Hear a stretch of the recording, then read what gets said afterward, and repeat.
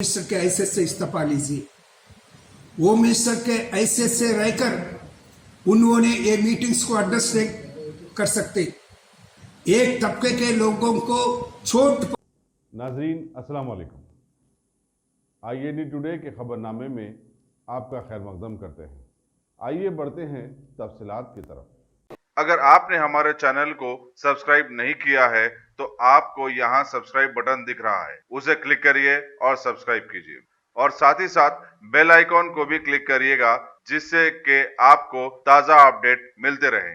सदर मजलिस और रुकन पार्लियामेंट बैरिस्टर असदुद्दीन अवैसी ने दिल्ली के हंगामों की सख्त मजम्मत की और इसे मरकजी हुकूमत की नाकामी करार दिया। मीडिया से बातचीत करते हुए उन्होंने वज़ीर-ए-आज़म नरेंद्र मोदी और वज़ीर दाखिला अमित शाह से मुतालबा किया कि वो तशद्दुद से मुतासरा इलाकों का दौरा करें और दिल्ली में हुई तबाहकारियों और नुकसानात का मुशाहिदा करें। उन्होंने कहा कि अफसोस की बात है कि वज़ीर दाखिला दिल्ली की इंतखाबी मुहिम में 4 दिन मसरूफ रहते हैं, लेकिन उनकी नाक के नीचे हुए वाक़यात का जायजा लेने के लिए उनके पास वक्त नहीं है। हिंदुस्तान की राजधानी का अगर यही हाल है तो फिर ये अंदाजा लगाने के लिए काफी होगा कि मुल्क किधर जा रहा है और हम सारी दुनिया को किस तरह का पैगाम दे रहे हैं। बैरिस्टर अवैसी ने कहा कि दिल्ली के वाक़यात गुजरात के 2002 के फसादात की याद दहानी करते हैं।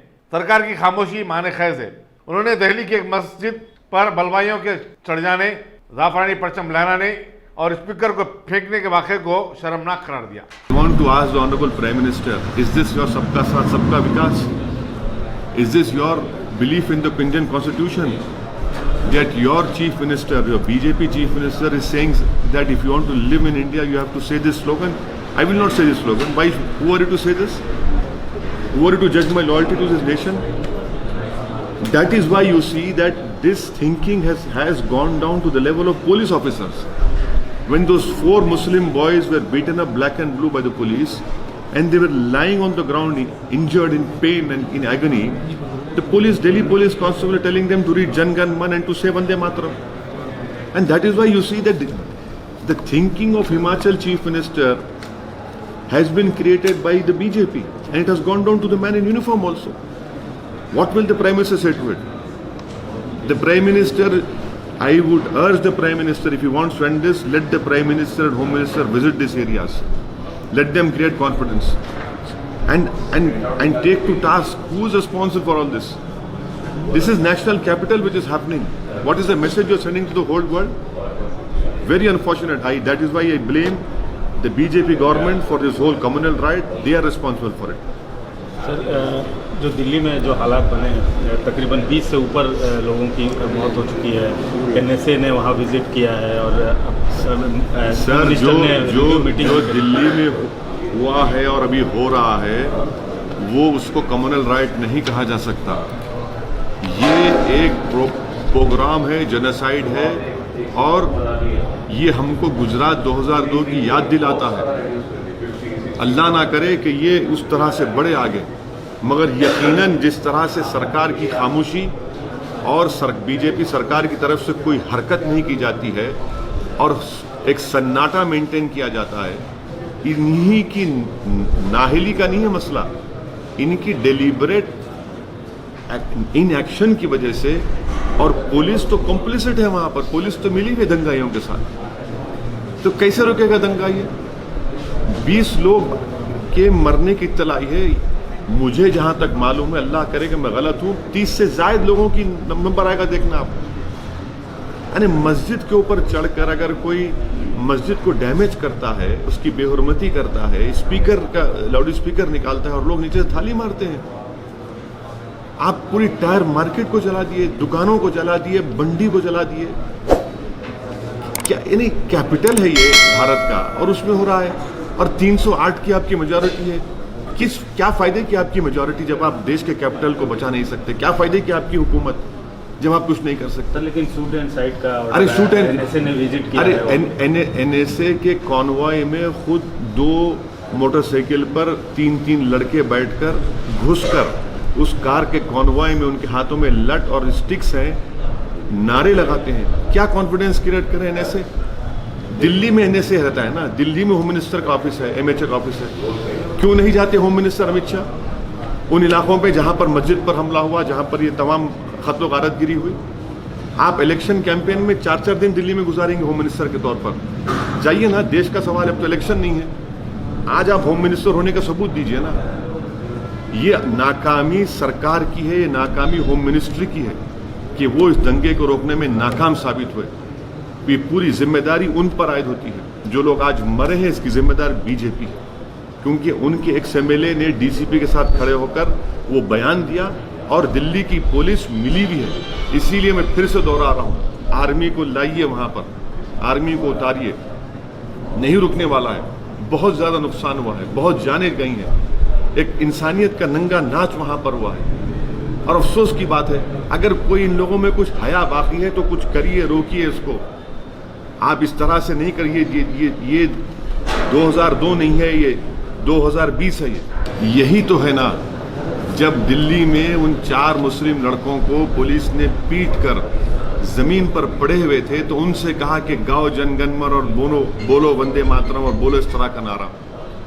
यही तो बीजेपी ने कर दिया है ना, नफरत फैला दी है। और जो वर्दी में पुलिस वाला है उनके दिमागों में तक बीजेपी ने डाल दिया है। चीफ मिनिस्टर छोड़िए, अब तो यूनिफॉर्म में जो इतनी वो कर रहा है हरकत। ये हम पूछना चाहते हैं प्रधानमंत्री से कि ये सही हो रहा है क्या? कभी तो बोलिए ना आप। क्यों नहीं प्रधानमंत्री कहते कि देश में रहना है तो आपको सिर्फ भारत का सिटीजन बन के रहना है? क्यों नहीं कहते प्रधानमंत्री? क्यों नहीं प्रधानमंत्री कॉन्ट्रडिक्ट करते अपने चीफ मिनिस्टर को? मन की बात में सब बोलेंगे। अरे भाई, आप खुद नफरत पैदा कर रहे हैं और नफरत तो अब तो यूनिफॉर्म के वर्दी में पहनने वालों पर आ चुकी है, तो चीफ मिनिस्टर की क्या बात है? मैं क्या बोलेंगे उनको? उनकी पार्टी खुद कर रही है, उनकी पार्टी खुद ये बता रही है कि जो ये नहीं बोलेगा वो भारत से उसको मोहब्बत नहीं है, कि ये लॉयल्टी का टेस्ट होगा। इसीलिए दिल्ली में जो पुलिस मिली भी है, इन्हीं के इन हरकतों की वजह से वो बायस हो चुकी दिल्ली की पुलिस। मैं कल ही पब्लिकली एक स्टेटमेंट दिया था कि आर्मी को बुलाया जाए और आर्मी के हवाले किया जाए, क्योंकि दिल्ली पुलिस नहीं रोकेगी। दिल्ली पुलिस बराबर की मुल्जिम है इसमें। दिल्ली पुलिस इन तमाम लोगों को बढ़ावा दे रही है। दिल्ली पुलिस पत्थर फेंक रही है, दिल्ली पुलिस पत्थर जमा कर रही है, दिल्ली पुलिस लड़कों को मार मार कर पीट कर जनगणमन वंदे मातरम का नारा लगाने के लिए कह रही है। दिल्ली पुलिस के सामने जर्नलिस्ट को मारा और पीटा गया। दिल्ली पुलिस के सामने एक जर्नलिस्ट के दांत तोड़ दिए गए। दिल्ली पुलिस के सामने सब चीज़ हो रहा है। दिल्ली पुलिस ही कुछ जिम्मेदार है इसकी। वो क्या करेंगे? वो क्या रोकेंगे? जिनको तहफ़्फ़ुज़ करना था, जिनको बचाना था, वो खुद ही कानून तोड़ रहे हैं। बजाय मजलूम का साथ देने वो तो जालिमों को साथ दे रहे दिल्ली की पुलिस।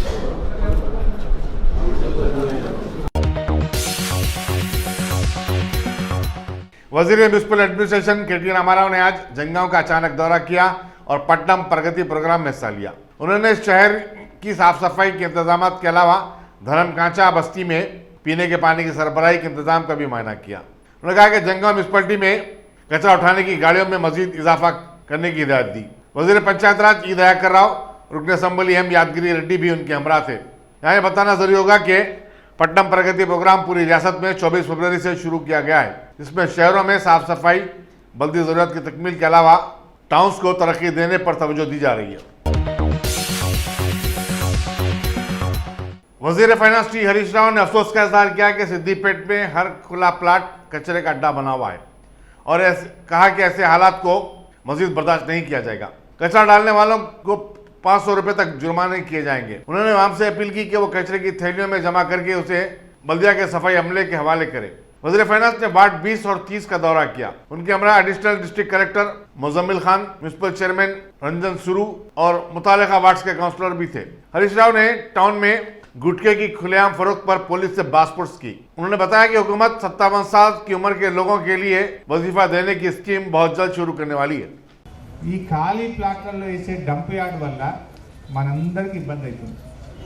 మన ఇల్లు ఎంత శుభ్రంగా పెట్టుకుంటున్నారో మన గల్లీ కూడా మనం అంత శుభ్రంగా పెట్టుకోవాలి. మన పట్టణం కూడా అంత శుభ్రంగా పెట్టుకోవాలి.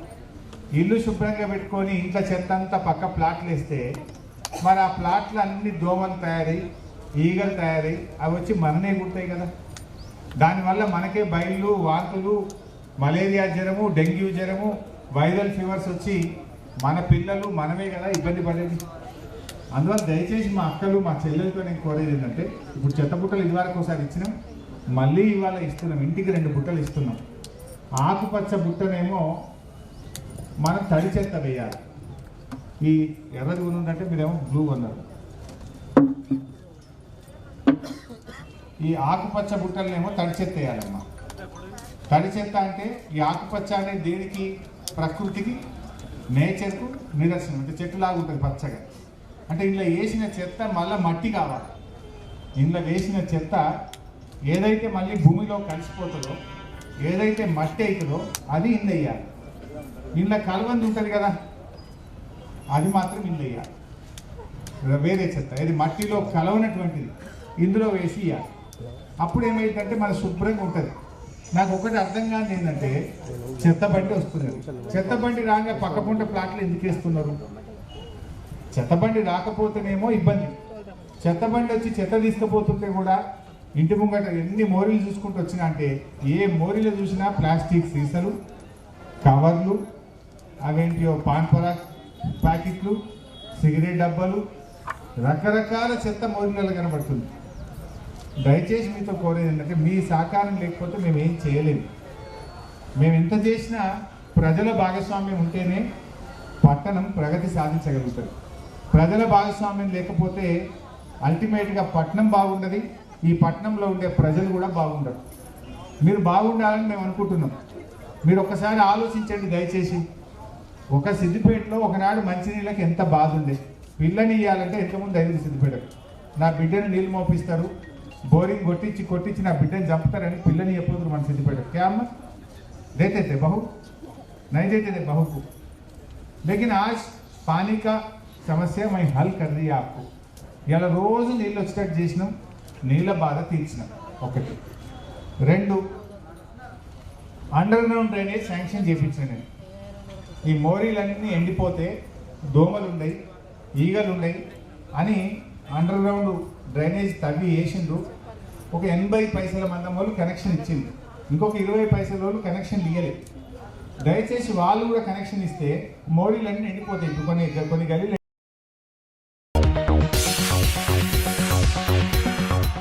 गाजी kidney centre and multi speciality hospital गुर्दे और बवासीर के इलाज का 40 साल मशहूर हॉस्पिटल, जहां हजारों पेशेंट्स क्योर हो चुके हैं। Doctor Husaini international national award winner और दूसरे डॉक्टर्स और लेडी डॉक्टर्स की जेर खिदमत गुर्दे के तमाम अमराज का मुकम्मल ट्रीटमेंट किया जा रहा है। गुर्दे फेल हो चुके हों, डायलिसिस करवा रहे हों, याद रखिए डायलिसिस कोई इलाज नहीं, इससे 1% भी गुर्दे रिकवर नहीं होते। हाँ, डायलिसिस टेम्पररी रिलीफ दे सकता है, लेकिन हमारे ट्रीटमेंट से गुर्दे फिर से फंक्शन में आ सकते हैं। गुर्दे श्रिंक हो गए हों या सिस्ट हो, गुर्दे की पथरी हो, कैसी भी गुर्दे की तकलीफ हो या पाइल्स यानी बवासीर, चाहे ब्लीडिंग हो या कोम, बगैर ऑपरेशन मुकम्मल क्योर ट्रीटमेंट का एक ही centre Ghazi kidney centre, DLRL main road opposite Vikas high school, Chandrayan Gutta, Hyderabad. Cell 9966930824 या 9391326261।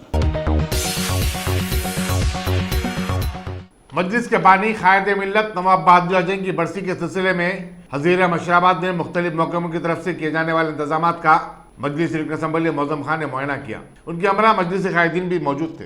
कायदे मिल्लत नवाब बहादुर आजम की 63 बरसी इस 29 फरवरी को मनाई जा रही है और सदर मोहतरम आली जनाब अलहाज बैरिस्टर असदुद्दीन ओवैसी साहब की निगरानी में हजरत शाह कासिम रज़ुल्लाह ताला की यहाँ पर जो ग्रेवयार्ड है, यहाँ पर इंतज़ामात के लिए आज मैं और हमारे हजरत मसूद हुसैन मुज्तहिदी साहब और मजलिस इत्तेहादुल मुस्लिमीन के ज़िम्मेदारान और सारे ऑफिसर्स यहाँ पर मौजूद हैं। इस बस्ती के सिलसिले में जो इंतज़ामात हुए हैं, अल्हम्दुलिल्लाह मजलिस इत्तेहादुल मुस्लिमीन की निगरानी में अच्छे से इंतज़ामात चल रहे हैं। ख़ास तौर से हमारे रिप्रेजेंटेशन, जमात की रिप्रेजेंटेशन के बुनियाद पर एक यहाँ पर जो रास्ता था, वहाँ पर रास्ते में सेलू के पत्थर थे, सेलू के पत्थर के तहत निकाल कर टाइल्स लगाया जा रहा है। कायदे मिल्लत नवाब बहादुर आजम के मज़ार पे पूरा पेंट और अच्छा सा काम हुआ है और हाईमास लाइट लगाए गए हैं और दीगर जो भी इंतज़ामात करना था, सारे इंतजामात किए गए हैं। इंशाल्लाह ताला यहाँ पर जो भी ज़ियारत के दिन इस 29 फरवरी 4 रजब के दिन जो आवाम आएगी उनको तकलीफ़ ना पहुँचे, यही मकसद है मजलिस इत्तेहादुल मुस्लिमीन का। और इंशाल्लाह ताला जो भी इंतजामात रहेंगे वो सारे इंतजामात बराबर किया जाएगा। सरकारी मुलाजिमीन का 27 फरवरी को मुल्क भर में यौम मतलबात मनाएंगे।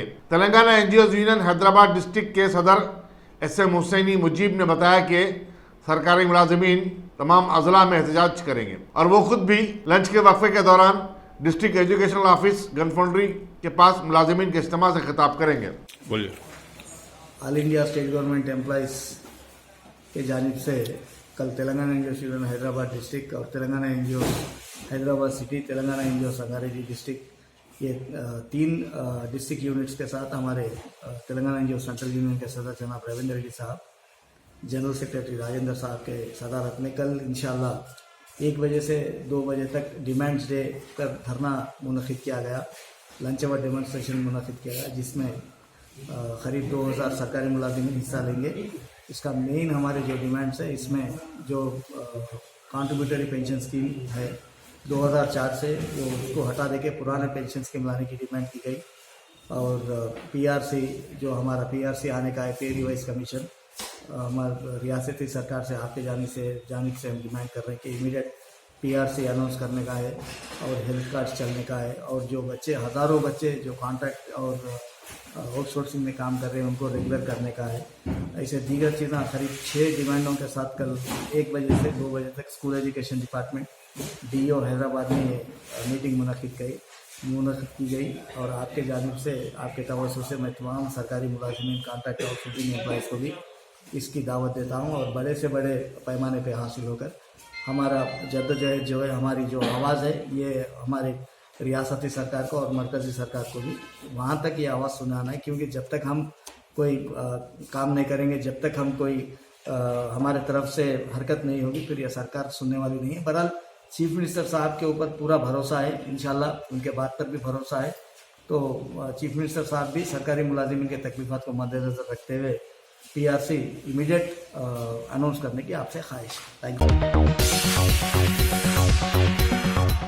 पटनचेरू में वाक़ आंध्र प्रदेश स्कूटर लिमिटेड की 1994 में तालाबंदी के बाद से कंपनी के 526 मुलाजिमीन बेरोजगार हो गए। रियासती हुकूमत ने अगरचे के इनमें से 278 मुलाजिमीन को मुख्तलिफ महकमे में मुलाजमतें दी, लेकिन हनूस 276 मुलाजिमीन बेरोजगार हैं और 26 साल से प्रोविडेंट फंड पर गुजारा कर रहे हैं। बेरोजगार मुलाजिमीन ने इस मसले को इंसानी मसले से जोड़ते हुए रियासती इंसानी हुकूक कमीशन से रुजू हुए इन बेरोजगार मुलाजिमीन को मुतबादिल रोजगार फराहम करने की हिदायत दे।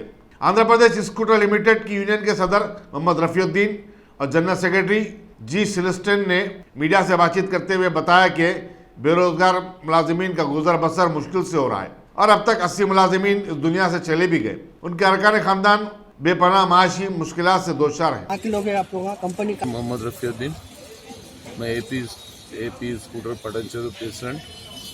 और कंपनी बंद होते वक्त कंपनी बंद हो गई। ABIDC रिसीवर्स आके कंपनी बंद कर दिए, लेकिन उसमें गवर्नमेंट क्या करे बोले तो 555 वर्कर्स थे कंपनी जब बंद हुआ। 278 मेंबर्स को जॉब दिए, 276 मेंबर्स को जॉब नहीं दिए।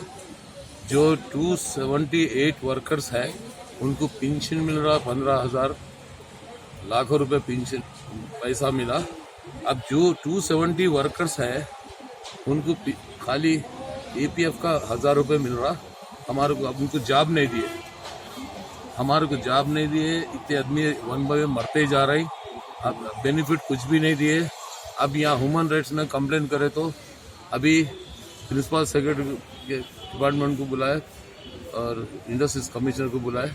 अब ये जो हेल्प कर रहे उन्होंने 3 महीने का टाइम दिए, लेकिन यहाँ के जो जज है उन्होंने क्या बोले 1.5 मंथ टाइम देता हूँ। वो 1.5 मंथ टाइम के बाद में कुछ डिसाइड होगा।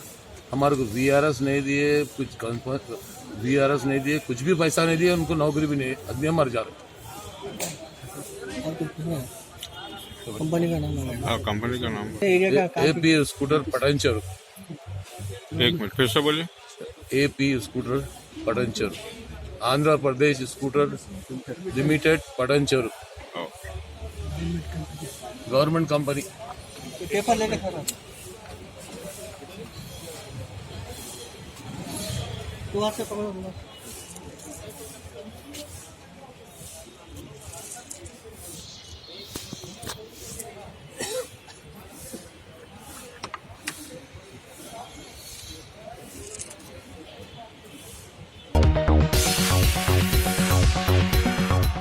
रियासती वजीर स्पोर्ट्स वी श्रीनिवास गौड़ ने पट्टनम प्रगति प्रोग्राम के तहत आज मेहबूबनगर टाउन में हाउसिंग बोर्ड कॉलोनी का दौरा किया। उन्होंने वहां के बल्दी मसाइल के बारे में जानकारी हासिल की और इनके हल की जरूरत पर जोर दिया। मेहबूबनगर के कलेक्टर वेंकट राव, कमिश्नर बल्दिया और दूसरे सरकारी अहदेदार भी उनके हमरा इस दौरे में शामिल थे। पटनचेरू जिले रंगारेड्डी में नारायणा रेसिडेंशियल कॉलेज में इंटरमीडिएट की तालिबा ने खुदकशी कर ली। 16 साल लड़की संध्या रानी के वालिदीन और उसके रिश्तेदारों ने नाश के साथ पुलिस स्टेशन पर धरना देते हुए खुदकशी के जिम्मेदार अफराद के खिलाफ कार्रवाई का मुतालबा किया। पुलिस ने जबरन नाश को वहां से हटाने के लिए लड़की के वालिद को, जो धरना दे रहे थे, लाते मारते हुए देखा गया और ये वीडियो काफी वायरल भी हुआ है। बताया जाता है कि लड़की ने कॉलेज के अहाते में खुदकशी की, जिससे कई शुबात पैदा हुए हैं।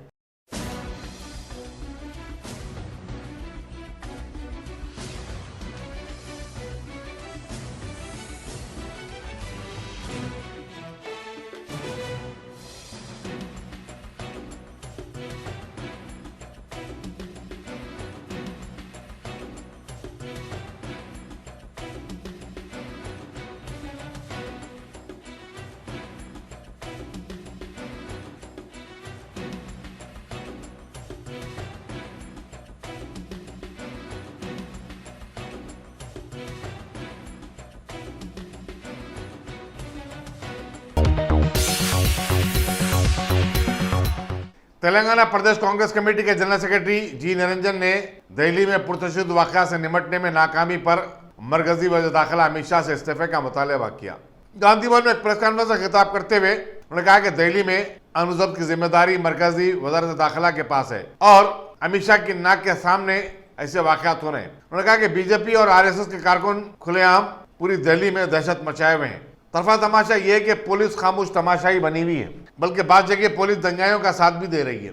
जी निरंजन ने कमिश्नर पुलिस से अपील की कि वो मुल्क के हालात के पेश नजर 15 मार्च को LB स्टेडियम के जलसे की इजाजत को मनसूख कर दें। इस जलसे से मरकजी वज़ीर दाखिला अमित शाह खिताब करने वाले हैं। सर, आपने कोशिश करी, खासतौर पर यहाँ पर मोदी साहब के जो रवैया है वो रवैया के वजह से किशन रेड्डी साहब उन्होंने सेंट्रल के होम मिनिस्टर है, union home minister of state, उसके बावजूद भी नहीं उन्होंने कभी भी रहे तो हैदराबाद में रहे थे। दिल में आए ऐसा, जबान को कोई लगाम ही नहीं है ऐसा बात करते उन्होंने। उनके तोड़ में असदुद्दीन ओवैसी साहब भी उसी ढंग से तू मैं के ऐसे उन लोगों के बयान आ रहे 2-3 दिनों से। आप लोग के तू मैं में लोगों, यहां के लोगों की पीसफुलनेस पे, शांति में, अमन में उसका कोई भंग नहीं होना चाहिए। तो आप उनके बयानों को भी आप स्ट्रिक्टली नहीं, उसको नहीं चेक करना चाहिए। मैं स्टेट गवर्नमेंट को, पुलिस कमिश्नर को और DGP साहब से भी मैं दरखास्त करूं। वो मिनिस्टर साहब, उनका जिम्मेदारी है देश में अमन और शांति को बरकरार करने के वास्ते, मगर वो होम मिनिस्टर साहब खुद CAA के फेवर में, एंटी CAA के एजुटेशन के अगेंस्ट में उन लोग ने देश भर में एक मुहिम चलाने की उन्होंने कोशिश कर रहे। हर एक जगह meeting, as a home minister उन्होंने मीटिंग को एड्रेस करने के वास्ते कोशिश कर रहे। परसों 28 के तारीख के दिन भुवनेश्वर में होने वाला है। 15 मार्च के दिन हैदराबाद में लाल बहादुर स्टेडियम में अमित शाह जी का मीटिंग के वास्ते बड़ी पैमाने पे उनके पार्टी के लोग कोशिश कर रहे, अरेंजमेंट्स कर रहे। मैं स्टेट गवर्नमेंट से अमित शाह साहब से भी दरखास्त करता हूँ, बीजेपी वालों से भी दरखास्त करता हूँ, पुलिस कमिश्नर और डीजीपी से भी दरखास्त करता हूँ, बीजेपी वालों और अमित शाह जी, आप आज के जो हालात है वो हालात में ये मीटिंग करने के वास्ते आप आगे मत बढ़िए। हुकूमत के साथ और पुलिस डिपार्टमेंट के साथ मैं रिक्वेस्ट करता हूँ, अगर उन लोग परमिशन के वास्ते आए तो आप परमिशन मत दीजिए in the larger interest of the people. अगर आप परमिशन देंगे, अगर कुछ आग भड़केगा, कुछ खराबा होगा, उसका पूरा जिम्मेदार आप लोग होंगे।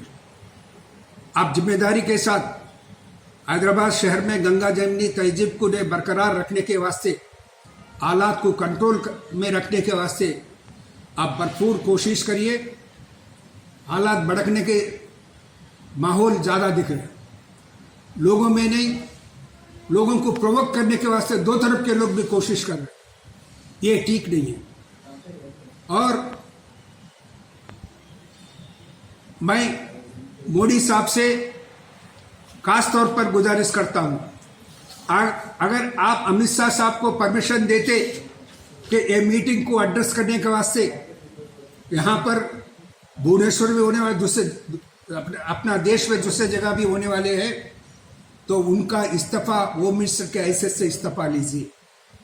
होम मिनिस्टर के हैसियत से रहकर उन्होंने ये मीटिंग्स को एड्रेस नहीं कर सकते। एक तबके के लोगों को चोट पहुंचे जैसे मीटिंग्स को नहीं, वो सीट पे रह के आप नहीं कर सकते। मोदी साहब, आपने उनका इस्तीफा लीजिए।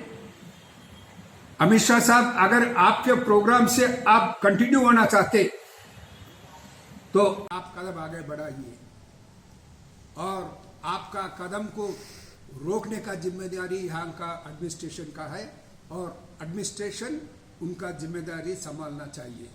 और मैं अभी एक बात मोदी साहब से, अमित शाह साहब से पूछना चाहता हूं, आवाम आपको नहीं हुकूमत में बिठाए तो नहीं, आपने एक अच्छा एडमिनिस्ट्रेशन चलाने के वास्ते करे, मगर किसी के ऊपर जुल्म करने के वास्ते नहीं दे। एक अच्छा एडमिनिस्ट्रेशन देने के वास्ते लोगों को उस सीट पे आपने बुझाए, मगर वो सीट के ऊपर बैठकर दूसरों के ऊपर जुल्म करने के वास्ते नहीं।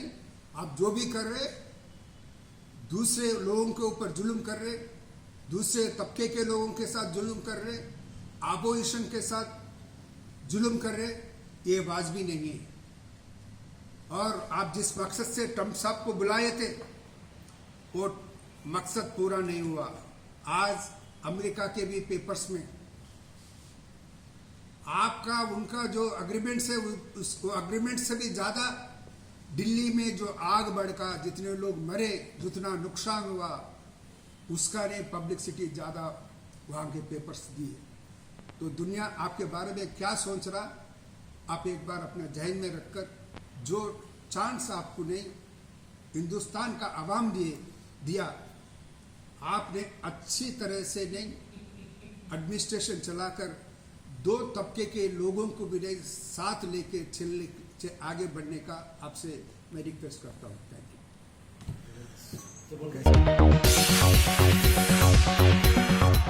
अत्नापुर में पट्टनम प्रगति प्रोग्राम में हिस्सा लेते हुए कलेक्टर शेख यासीन बादशाह ने शहरी तरक्की के कामों का मुआयना और मुशाहिदा किया। उन्होंने माहौल को सब्ज़ोशादा बनाने के लिए शजरकारी की जरूरत पर भी जोर दिया। उन्होंने अहदेदारों से कहा कि मसाइल की निशानदेही करें और उनके हल के लिए इक़दाम करें। मंडल परिजा परिषद के रुकन जी श्रीनिवास, PSCS के चेयरमैन जी कृष्णा मूर्ति, किसान यूनियन के सदर वीरलंगम, बल्दिया के वाइस चेयरमैन विजय भास्कर रेड्डी और मंडल परिजा परिषद के अरकान P कोटेश, रियाज अली और दूसरे भी इस मौके पर मौजूद थे।